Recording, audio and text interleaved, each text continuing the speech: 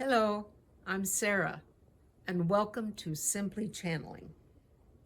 I'd like to take a few moments first to reiterate something I said way back in the beginning, that this has all been practice, and I'm still practicing, but I'm getting better. And what I mean by that is that I'm getting more relaxed and allowing myself to be more open. I do believe that most of the communication has been from my higher self or my spirit guides. There were a couple early ones that were just random. But I have since because I am still learning, and I watch other channelers on YouTube mostly, when they're being interviewed on Gaia, the channel Gaia. And I found out that it's okay in the beginning, that the higher self can still give out good information and knowledge. However, it might not always be specifically accurate to what other professional channelers have been saying. But even among them, there can be slight discrepancies, but the overall messages plural, are wonderful. And generally, they mesh. They're saying the same things, just in different ways to be more accepted. The message will be more apt to be accepted by different types of people, different demographics, etc., etc. I'm kind of a control freak, so it really is taking a lot of meditation to learn how to relax and allow the information to flow. I think that it's happening slowly, and the whole purpose of me beginning this was to let people know all of you can channel. And like I said in I think it's the very first one, that anytime you're in the zone, you're channeling. If you are really focused on something, whether it's a project at work or your favorite hobby or anything that you're passionate about, and you get so focused that you lose track of time and you forget your surroundings, you're not paying attention. Somebody comes into your room and they have to holler at you 3 or 4 times to get your attention. You're channeling. Something that I just recently realized, this is funny. I learned it from Carol Burnett. She was being interviewed on I don't think it was Johnny Carson, it was the next guy. Maybe it was Johnny. It doesn't matter. It was an old show, of course, reruns, etc., on YouTube. And she said something about she'd always been able to imagine herself as someone else. And that's how she became so successful, is because she just became someone else depending on what she was supposed to do. And I thought, well, okay, she did that as an actress and comedian.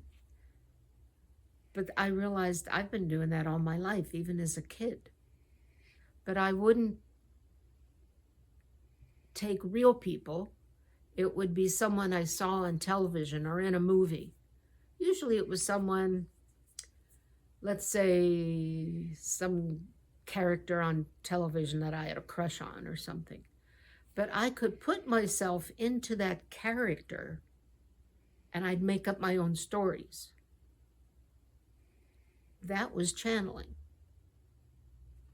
So when I realized that, I thought, well, okay, it's an ongoing process. Learning always is, so never stop learning.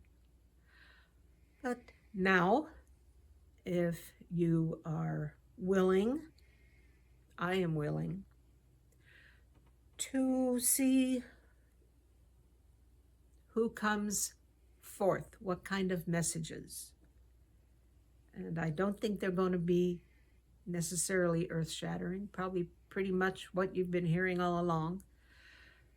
But, oh, by the way, if you're enjoying any of these videos, if you want to learn more, or even if you think I'm full of you know what, please subscribe and ask questions or leave comments. So let's get started. And thank you for listening to me blather.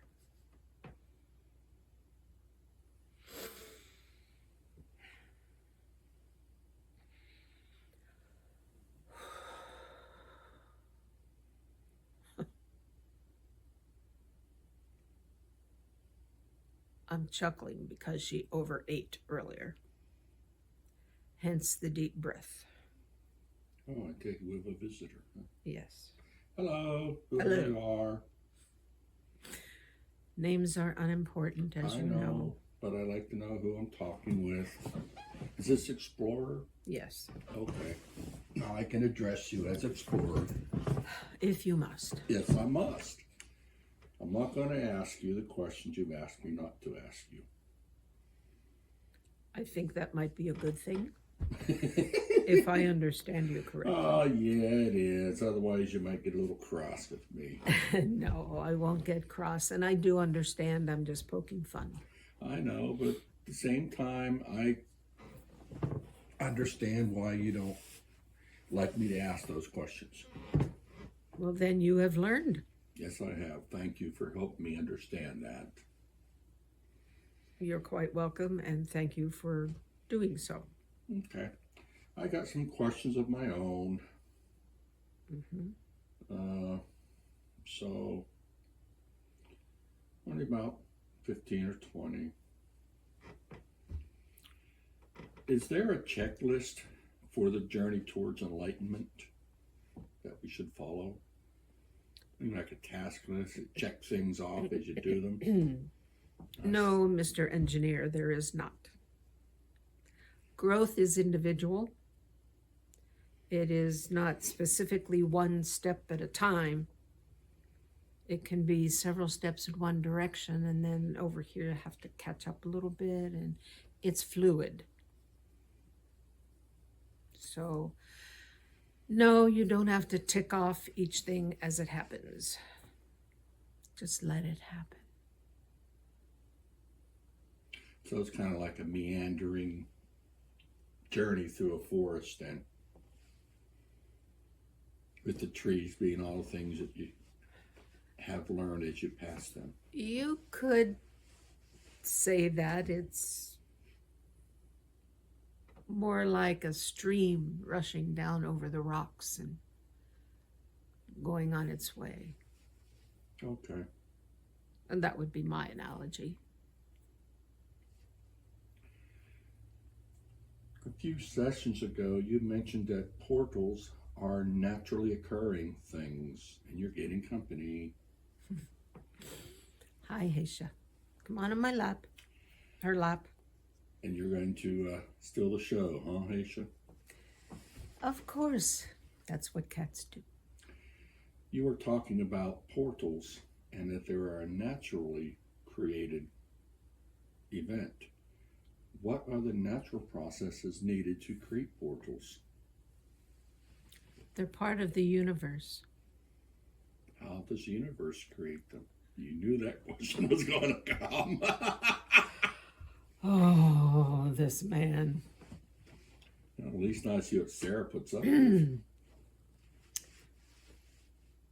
Shall we say everything is energy? Energy is fluid.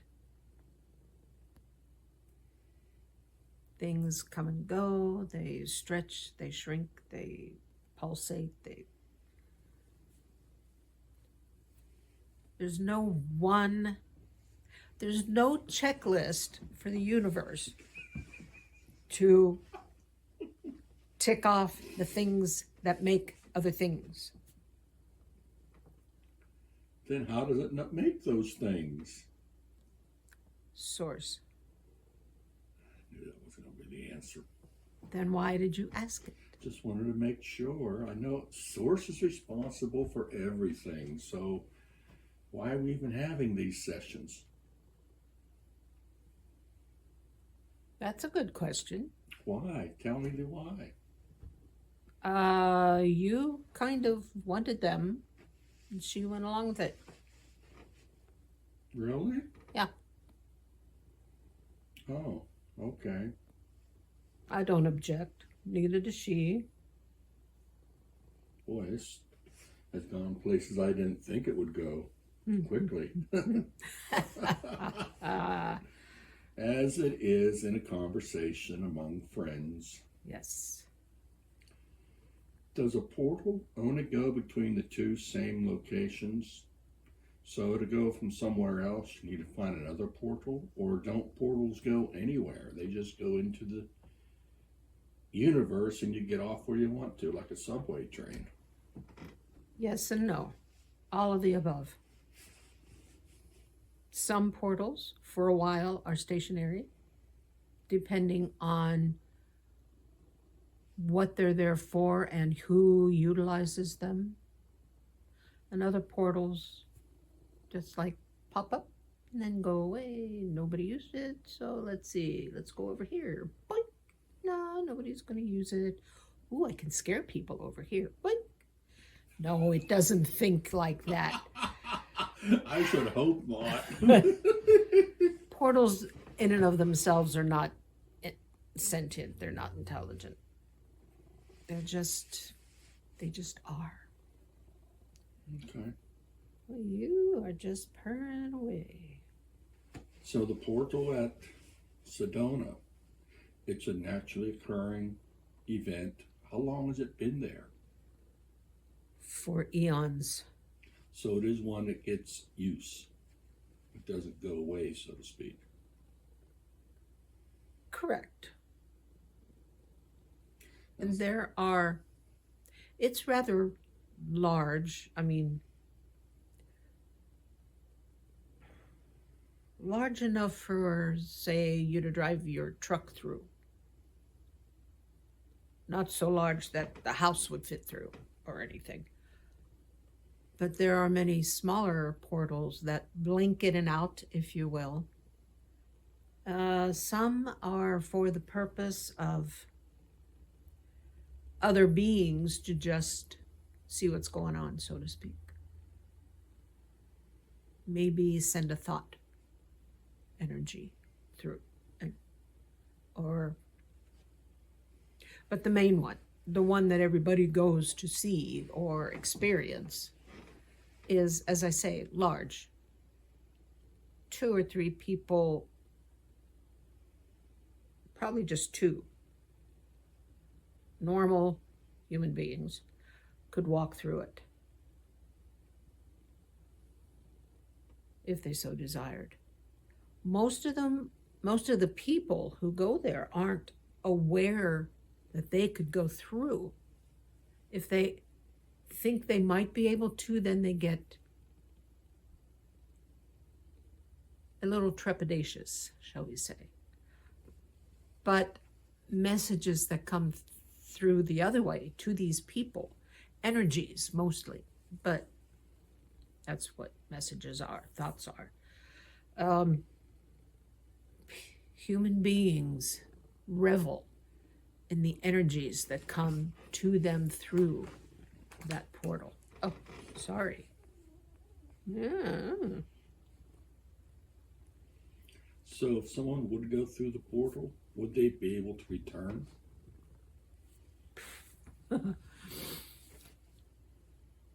Depending on how far they go through and what they experience.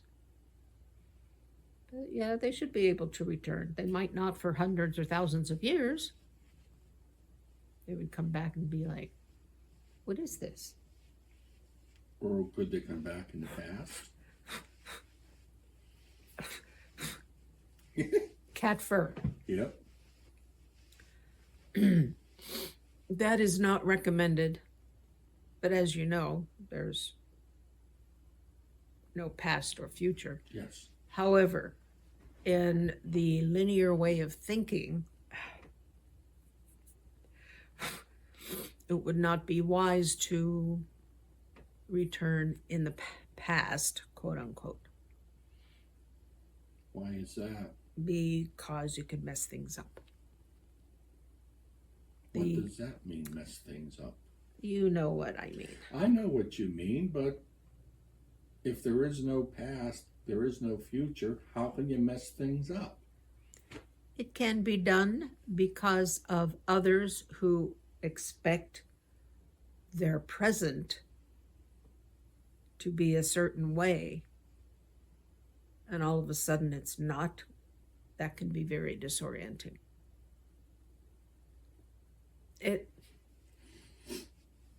Your linear time needs to progress naturally. Time travel is not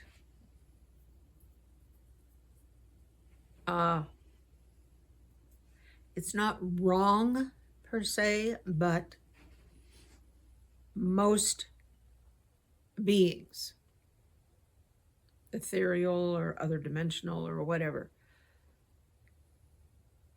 frown upon it because it can put kinks in the works depending on who is observing.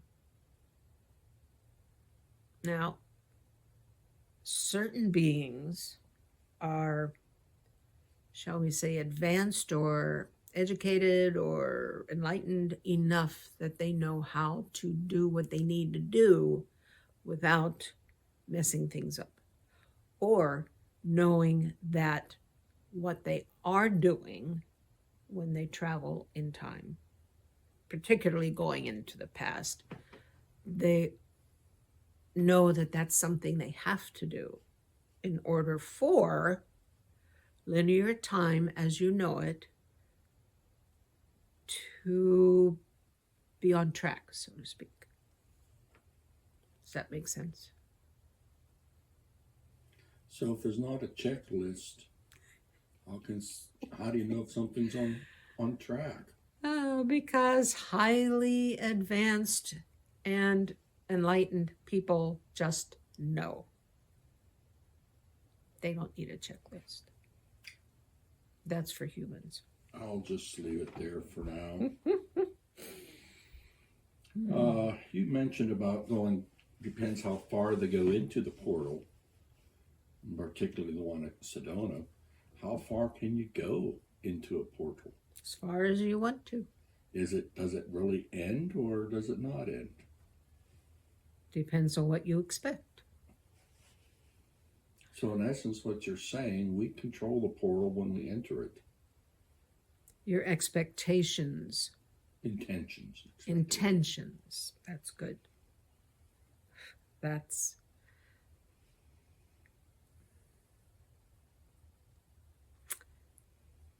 It isn't control per se, it's your intentions, and that's what happens.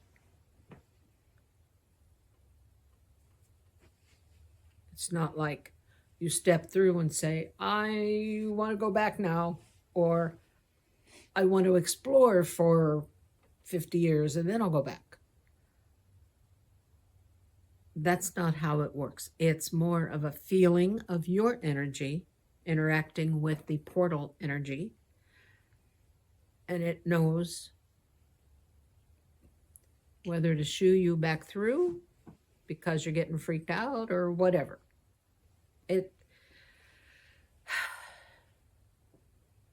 It's a mutual agreement amongst energies, not necessarily what a being, particularly a human being, is thinking logically or illogically or consciously. It's what's going on underneath the real human being and the real portal. As I said, mutual agreement between their energies and the human in there, or multiple humans, feel it and decide, okay, yeah, we got to go back because you're feeling the energies. Just as the ones just sitting outside bask in those energies. If someone should actually step through, they would feel those energies even more potently, shall we say? Is that a word? It'll work. It is now, right? So, yeah. It's the energies that, in a way, speak to each other and make the decisions, and that's what happens. Although it isn't a sentient conversation,